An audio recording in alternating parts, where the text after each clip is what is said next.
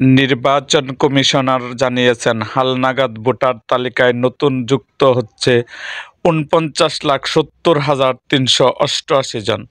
বাড়ি বাড়ি গিয়ে তথ্য সংগ্রহ কার্যক্রম নিয়ে মঙ্গলবার সাংবাদিকদের প্রেস ব্রিফিং করার সময় এ তথ্য জানিয়েছেন নির্বাচন কমিশন সচিব আক্তার হামিদ। তিনি আরও জানান, হালনাগাদ কার্যক্রমে ১৫,২৩,০০০ মৃত ভোটারের তথ্য সংগ্রহ করা হয়েছে। ভোটার তালিকা থেকে বাদ যাবে তাদের নাম। এবার ৬১ লাখ নতুন ভোটার নিবন্ধনের লক্ষ্য ছিল বলে জানান কমিশন সচিব। গত ২০ জানুয়ারি থেকে বাড়ি বাড়ি গিয়ে ভোটার তালিকা হালনাগাদের কাজ শুরু করে নির্বাচন কমিশন।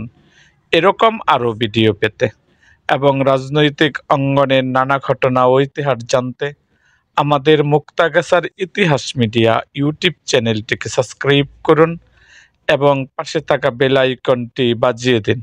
হ্যাঁ ভাই, এই ভিডিওটা আপনারা বেশি বেশি শেয়ার করেন এবং কমেন্ট করেন।